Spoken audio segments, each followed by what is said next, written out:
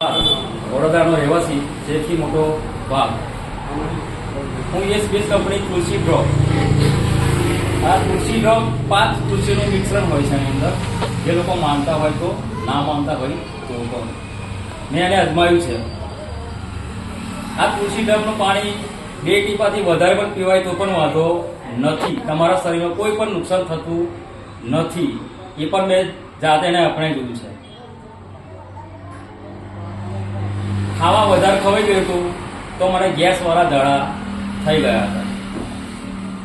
ગેસવાળા ઝાડા મને સોમવારે થયા. મારું શરીર એ હાથ પગ પણ એ પણ ચૂસાવા મળ્યા હતા. ઘરે આવ્યો એટલે થાકી ગયો.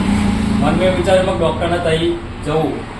મિસિસે મને કહ્યું કે જાઓ દવાખાને. છોકરાએ પણ કહ્યું પપ્પા જાઓ દવાખાને, પણ મેં ના માન્યું. પણ દવા ઘરમાં છે તો લાઈ થોડી બુદ્ધિ ઘસવા દે. બુદ્ધિનો ઇસ્તેમાલ કર્યો તુલસી ડ્રોપનો. જોઈ લો, આ કંપની યસ બીજ કંપનીની છે તુલસી ડ્રોપ. ઘરે આવ્યો સોમવારે એટલે સીધું 2 લીટર પાણી પી ગયો. પછી થોડું દૂધ ગરમ કરી પીધું.